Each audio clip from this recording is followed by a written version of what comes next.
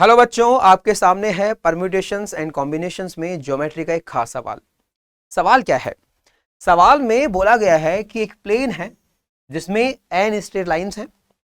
कोई भी दो लाइंस पैरेलल नहीं है और कोई भी तीन लाइंस सेम पॉइंट से पास नहीं करती हैं।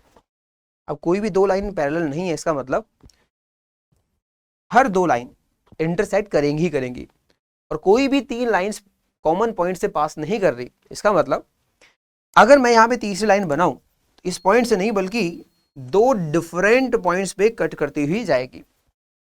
आगे सवाल में बोला गया कि there points of intersection are joint, यहां पे जो भी इंटरसेक्शन बने हैं उनको ज्वाइन कर दिया गया है। तो बताओ यहां पर कितनी फ्रेश लाइंस बनेगी, नई लाइंस बनेगी। ठीक, अब देखो यहां पे तीन लाइंस आप उठाते हो तो वहां से तो कोई नई लाइन नहीं बन रही, तीन लाइन बनी वो भी कैसी, पुरानी वाली। लेकिन क्या चार से ऐसा हो सकता है? तो चलिए मैं यहाँ पर चौथी लाइन है वो बना रहा हूं, लेकिन ध्यान रखना कि कॉमन पॉइंट से नहीं गुजारना।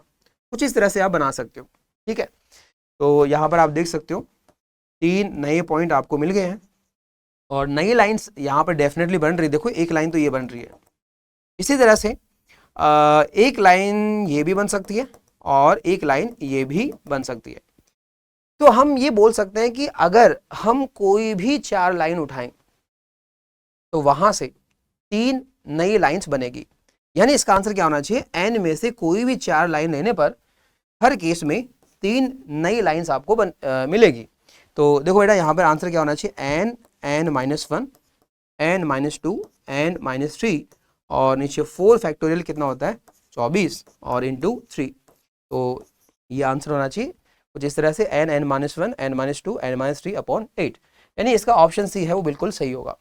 अब हो सकता है आपके दिमाग में कुछ और भी मेथड हो, तो कोई बात नहीं, जो भी आपका तरीका है वो कमेंट सेक्शन में जरूर लिखिएगा। बिल्कुल इसी तरह से एक क्वेश्चन और दे रहा हूं आपको, और क्वेश्चन है जेईई मेन 2025 का ज्योमेट्रिकल प्रॉब्लम ही है। जो भी आपका आंसर आए please reply in the comment section.